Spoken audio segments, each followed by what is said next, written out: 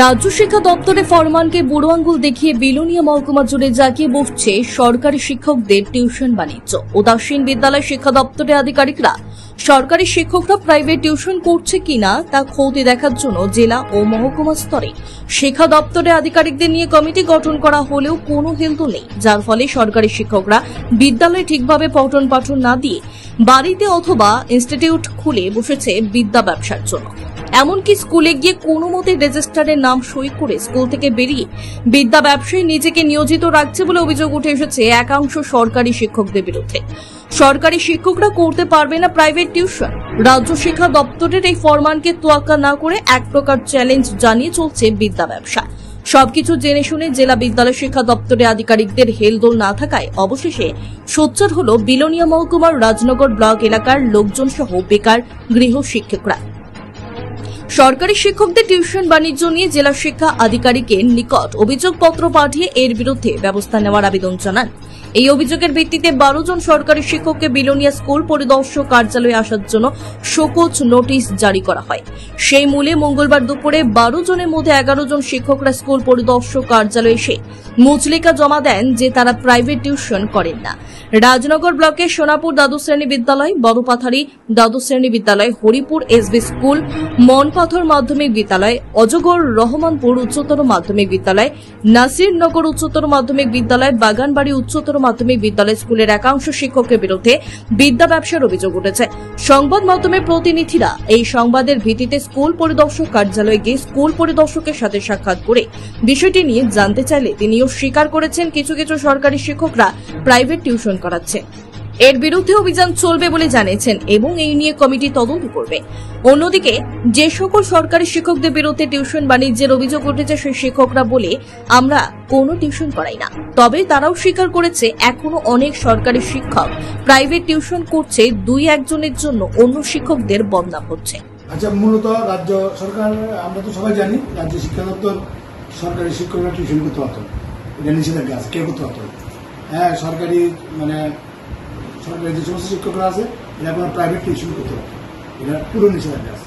কিন্তু তা সত্ত্বেও কিছু কিছু শিক্ষক বিভিন্ন কানে টিউশনই করে, অনেক কানে করে, বিভিন্ন রাউন্ড সব কানে করে। কিন্তু যখন অভিযোগ আইছে, এমন টোটাল 12 জনের অভিযোগ আছে, 12 নাকি স্যার, কিন্তু এর মধ্যে একজন আমরা ডিস্ট্রিক্ট আছে, সিপিআই জেলার ডিস্ট্রিক্ট। কারণ আমরা 12 জনকে টাকা আইছি, তারপরে আইসি আমরা খুশি, হেডমাস্টার আমরা খুশি যে এখানে আমার জন্য আজকে আইসি। আমরা চেয়ারম্যান আছে স্যার জীবন দাস, ওইটি স্যার আছে, স্যারের নেতৃত্বে আমরা কমিটি আছে, সাব ডিভিশনাল কমিটি আছে, এটাই তদন্ত করো। এখন ধরো টিউশনি অনেকেই করে বিভিন্ন, তুমিও জানো, আমি না, সবাই জানো। এখন অভিযোগ যখন হয় তখন আমরা এটা দেয়, আমরা তারা 12 জন টাকা আনছি, টাকা আমরা বুঝি সরকারি যে নির্দেশ ঠিক আছে, এটা সরকারি নির্দেশ, তোমরা টিউশন করতে তুমি টিউশন করা যেতে।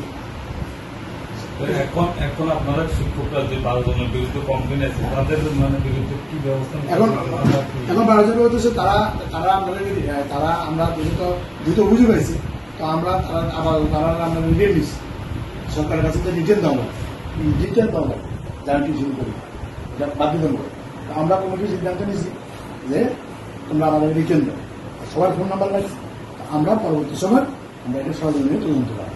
আমরা কিন্তু এরকম অভিযোগ করাই, মানে টিচাররা করাই যায় না, অনেক কয়েকজন করে, ধরেন না 10 জনের মধ্যে হলে 2 জন হইলেও করে, আমি এটা করতে আমরা করাই না।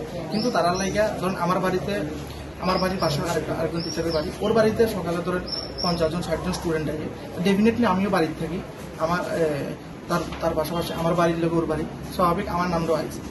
এরকম করে স্যার মানে পড়াই না, এটা আমি বলতাম না, পড়াই কিন্তু সবাই না, মুসলিমই 2-1 জনের লাগে পুরো টিচার সমাজটাই আজকে কলম কয়েকজন স্টুডেন্ট পড়ে অন্য কয়েকজনের কারণে আমরা নাম হয়, যেমন আমি টোটালি কোনো টিউশন করি না, না এমনি কোনো টিচার, মানে আবার তারা নাম দিকে আমার নাম নেই, অথচ আমার বাড়ির লোকের টিউশনে ডেইলি, মানে আপনারা যদি যান দেখতে পাবেন যে লাইন দেখলে মনে করবো যে এটা একটা মানে মিনি স্কুল।